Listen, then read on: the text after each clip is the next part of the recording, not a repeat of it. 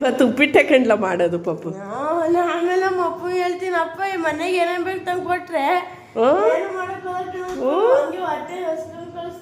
ಅಯ್ಯೋ ಅಯ್ಯೋ ದೇವ್ರೆ, ದಿನ ಏನು ಮಾಡ್ಕೊಂಡು ಕಳಿಸ್ತೀನ ನಿನ್ನ ನಾನು.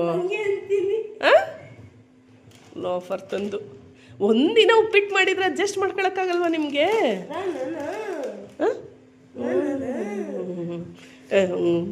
ತಿನ್ನಕ್ಕೆ ಅನ್ನ ಇಲ್ಲದೆ ಇರೋರು ಎಷ್ಟು ಜನ ಅವರು. ಟೈಮಿಗೆ ಕರೆಕ್ಟಾಗಿ ಮಾಡಿಕೊಟ್ರು ಒಂದಿನ ಉಪ್ಪಿಟ್ಟು ತಿನ್ನೋಕ್ಕಾಗಲ್ಲ ನಿಮಗೆ.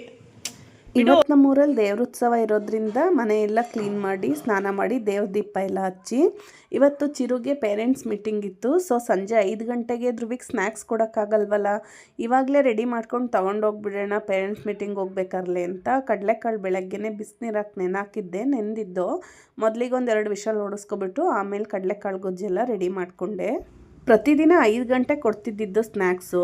ಇವತ್ತು ಊರಿಗೆ ಹೋಗೋದ್ರಿಂದ ದೇವ್ರ ಪೂಜೆ ಇದೆ ಅಂತ ಹೇಳಿದ್ನಲ್ಲ, ಊರಿಗೆ ಹೋಗೋದ್ರಿಂದ 5 ಗಂಟೆಗೆ ಕೊಡೋದಕ್ಕಾಗಲ್ಲ ಅನ್ನೋದಕ್ಕೋಸ್ಕರ ಇವಾಗ 1:15ಗೆಲ್ಲ ನಾನು ಪೇರೆಂಟ್ಸ್ ಮೀಟಿಂಗ್ ಹೋಗ್ತೀನಲ್ವ, ಆವಾಗಲೇ ರೆಡಿ ಮಾಡ್ಕೊಂಡೋಗಿ ಕೊಟ್ಟರೆ ಅವಳು ಸಂಜೆ 5 ಗಂಟೆಗೆ ತಿನ್ಕೋತಾಳೆ ಅಂತ. ಧ್ರುವಿ ಸಿಗಲಿಲ್ಲ ನನಗೆ, ಅವಳು ಟೀಚರ್ ಕೈಲೇ ಕೊಡಿ ಮ್ಯಾಮ್ ಅಂತ. ಸರಿ ಮ್ಯಾಮ್ ಕೊಡ್ತೀನಿ ಅಂತ ಹೇಳಿದರು. ಅಲ್ಲಿಂದ ಲಕ್ಷ್ಮೀಪತಿದ್ದು ಪೇರೆಂಟ್ಸ್ ಮೀಟಿಂಗ್ ಇತ್ತಲ್ಲ, ಅವನ ಕ್ಲಾಸಿಗೆ ಬಂದೆ.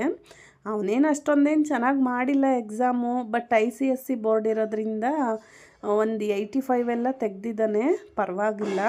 ಅವನು ನನ್ನ ಜೊತೆ ಸ್ಕೂಲ್ಗೆ ಬಂದಿರಲಿಲ್ಲ, ಕಡಿಮೆ ಪರ್ಸೆಂಟೇಜ್ ಬಂದರೆ ಎಲ್ಲಿ ನಮ್ಮಮ್ಮ ಹೊಡೆದ್ಬಿಡ್ತಾರೋ ಅಲ್ಲೇ ಅಂತ. ಹಂಗೇನಿಲ್ಲ, ಏನು ಮಾಡೋಂಗಿಲ್ಲ. ಅವ್ನಿಗೆ ಎಷ್ಟು ವಿದ್ಯೆ ಎತ್ತುತ್ತೆ ಅಷ್ಟು ಅವನು ಓದ್ತಿದ್ದಾನೆ, ಪರವಾಗಿಲ್ಲ. ಏನಪ್ಪ ಇವನು ಪೌಡ್ರು ಕ್ರೀಮು ಎಲ್ಲ ಹಾಕ್ಕೊಂಡು ರೆಡಿ ಆಗ್ತಿದ್ದಾನೆ ಅಂತ ನೋಡ್ತಿದ್ದೀರಾ?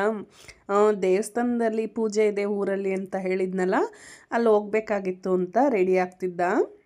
ಅವರಪ್ಪ ಇನ್ನೂ ಬಂದಿರಲಿಲ್ಲ ಅಂತ ಕಾಯ್ತಾ ಇದ್ದ.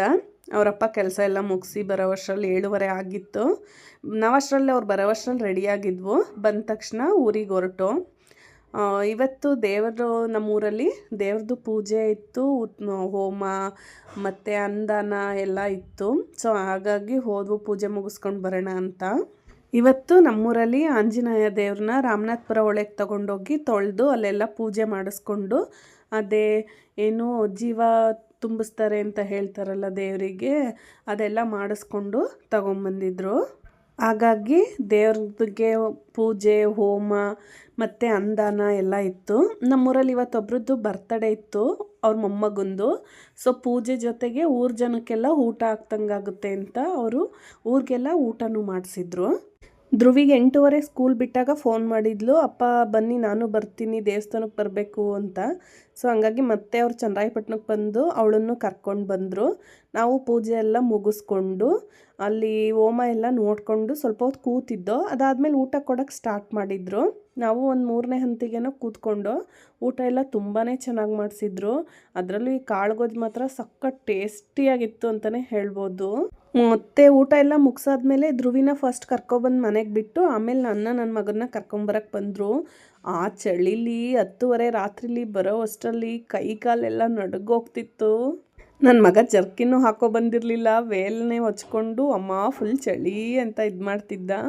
ಇವತ್ತು ಧ್ರುವಿಗೆ ಹ್ಯಾಂಡ್ ರೈಟಿಂಗ್ ಕಾಂಪಿಟೇಷನಲ್ಲಿ ಫಸ್ಟ್ ಪ್ಲೇಸ್ ಬಂದಿತ್ತು. ಕಲಾರತ್ನ ಅವಾರ್ಡ್ ಕೊಟ್ಟಿದ್ರು. ನನಗಂತೂ ತುಂಬಾ ಖುಷಿ ಆಯಿತು ಇವತ್ತು. ಈ ಕಲಾರತ್ನ ಅವಾರ್ಡ್ನ ಆಲ್ ಇಂಡಿಯಾ ಸಿಟಿಜನ್ ಡೆವಲಪ್ಮೆಂಟ್ ಸೆಂಟರಿಂದ ಕೊಟ್ಟಿದ್ರು. ಅವಳು 9th ಸ್ಟ್ಯಾಂಡರ್ಡಲ್ಲಿ ಇದ್ದಾಗಲೂ ಒಂದು ಸಲ 2nd ರನ್ನರ್-ಅಪ್ ಆಗಿ ಎಸ್ಸೆಗೆ ಕೊಟ್ಟಿದ್ರು. ಅದು ಇನ್ನೂ ಇಟ್ಕೊಂಡಿದ್ದಾಳೆ. ಅದು ಮಾತ್ರ ತುಂಬಾ ಚೆನ್ನಾಗಿದೆ. ನಾವು ದೊಡ್ಡವರಾಗ್ತಾ ಏನೇ ಪ್ರಶಸ್ತಿಗಳನ್ನ ತಗೋಬೋದು, ಆದರೆ ನಾವು ಹೈಸ್ಕೂಲಲ್ಲಿ ಇದ್ದಾಗೆಲ್ಲ ಪ್ರಶಸ್ತಿಗಳು ಬಂದಿರುತ್ತಲ್ಲ, ಅದನ್ನಂತೂ ಯಾವಾಗಲೂ ಮರೆಯೋದಕ್ಕಾಗಲ್ಲ. ಏನೇ ಆದ್ರೂ ಅದು ಫಸ್ಟ್ ಯಾವುದೇ ಪ್ರಶಸ್ತಿ ಬಂದರೂ ಅದನ್ನು ನೆನಪಿಸ್ಕೊಳ್ಳೋ ಥರ ಆಗುತ್ತೆ ಅಲ್ವಾ?